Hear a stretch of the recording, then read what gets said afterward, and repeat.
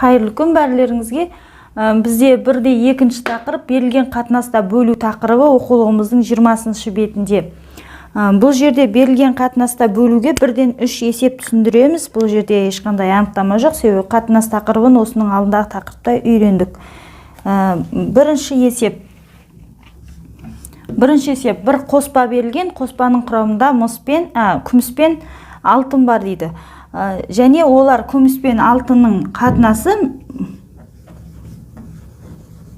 күмістің алтынға. Осылай сөзбен жазайын, қатынасы тең 5-тің 3-ке қатынасындай дейді. 5-тің 3-ке қатынасына тең дейді. Енді сұрақ айтады. Бірінші сұрақ бойынша, осының бірінші есеп болсын. Бірінші сұрақ айтады. Қоспа құрамындағы 16 грамм қоспада қанша грамм алтын және күміс бар дейді. Яғни алтын мен күмістің әрбір өзінің жеке салмағын табу керек. Және екінші тапсырма берген. Қоспа бұл жерде 56 грамм. Осы қоспадағы алтын мен күмістің массаларын табу керек бізге. Алтын қанша грамм, күміс қанша грамм, екеуінде де сұрақ осылай. Сонымен, мұнда біз алтын мен күмістің массаларын табамыз екі есепте де. Бұл екі есептің шарты біреу.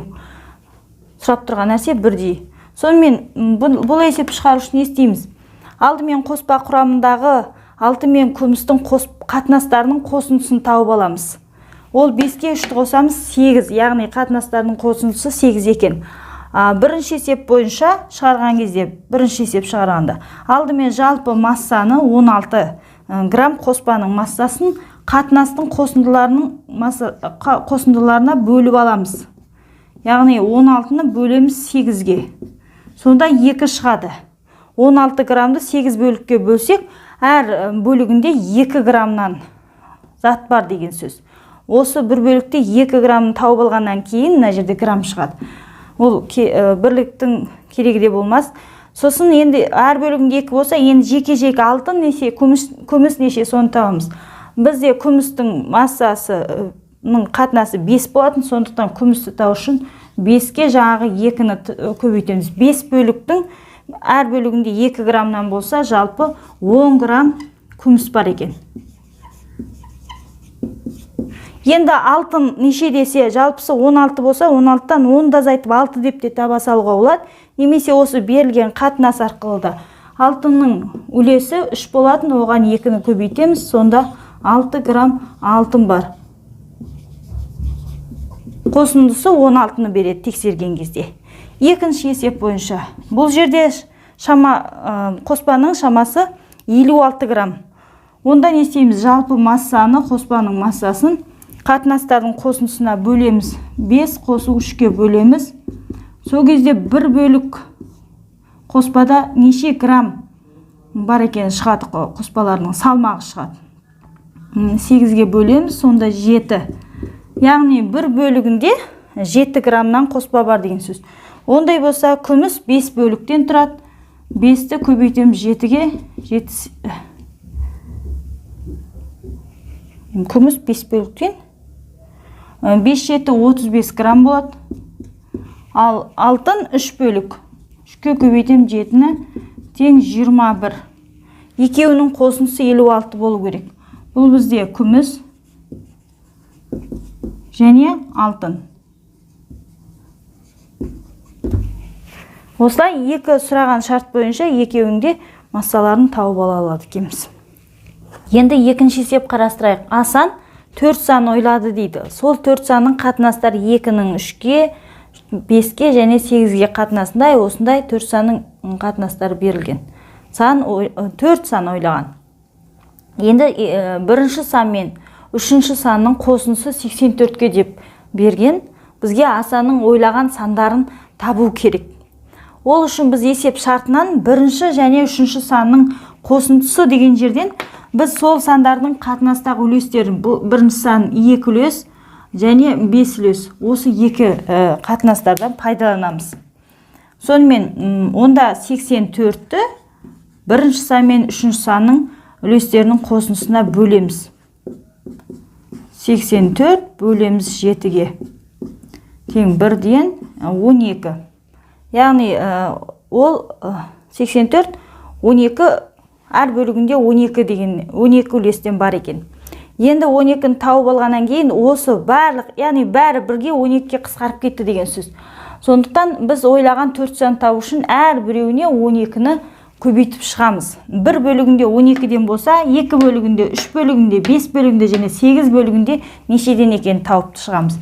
Онда бірінші санды табу үшін 2-ге көбейтеміз 12-ні, тең 24 екен ойлаған сан. Екінші санды табу үшін оның үлесі 3, сондықтан 12-ге көбейтеміз 36 шығады екен. Үшінші санды табу үшін үлесі 5, сонда 5-ге 12-ні көбейтеміз, тең 60 болады екен.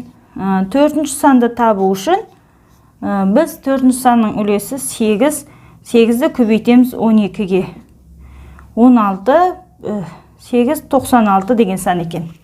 Міне ойлаған 4 санын тауып алдық. 24, 36, 60, 96. Осы жерден есепті бір рет тексеріп көз жеткізіп кету керек. Есептің шартында бірінші сан мен үшінші санның қосындысы 84-ке деп берген. Онда тексерейік. Бірінші сан 24, оған 60. Қоссақ 84. Яғни есептің шартын қанағаттандырып тұр. Онда тапқан сандарымыз дұрыс деген сөз. Қарастырайық. Мұнда 3 өсімдік қауын, қарбыз және асқабақ үшеуінің жалпы массасы берілген кітапта 19 килограмм деп. Мен есептің соңынан басына қарай шығып шарттарын жазып шығайын. Соңғы сөйлемді айтады, қауын мен асқабақтың массаларының қатынасы 2-ның 1-ге қатынасындай дейді. Яғни қауын егерде 2 болса, асқабақ 1 деген сөз. Қауын 4 болса, асқабақ 2 деген сөз. Яғни жартысына тең болып тұр. Ондай кіші бізде асқабақ, асқабақты мен x десем, онда қауын 2x болады. 2-ның 1-ге қатынасындай болғандықтан.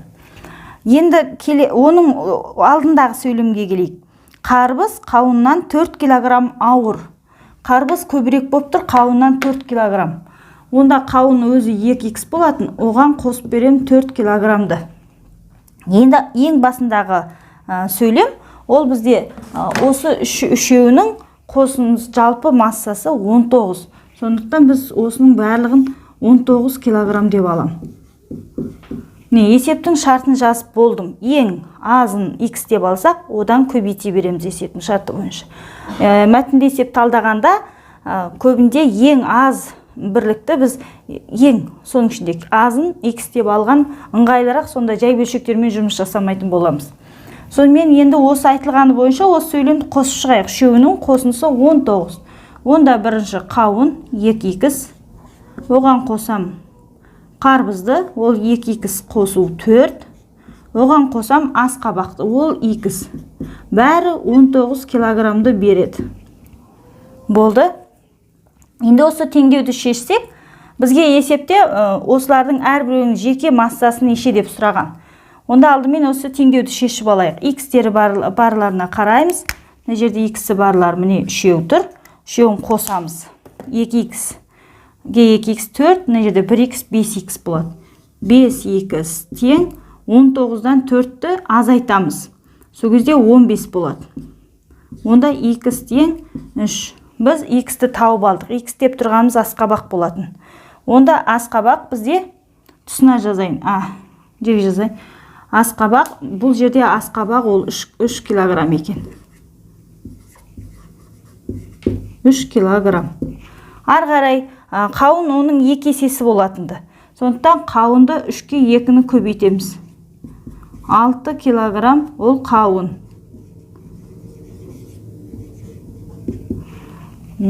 Ал қарбыз қауыннан 4 килограммға артық. Қауын 6 болса, оған қосып берем 4-ті тең 10 килограмм.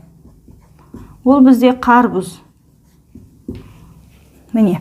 Ал үшеуінің қосындысы 19-ды беру керек. Енді тапқан шешімдерімізді қосайық. 3, 6, 10-ды қоссақ 19-ды береді. Онда тауып алған шешімдеріміз дұрыс деген сөз. Осылай мәтінді есепті берілгені бойынша сөйлеммен талдап арғай шығаруға болады.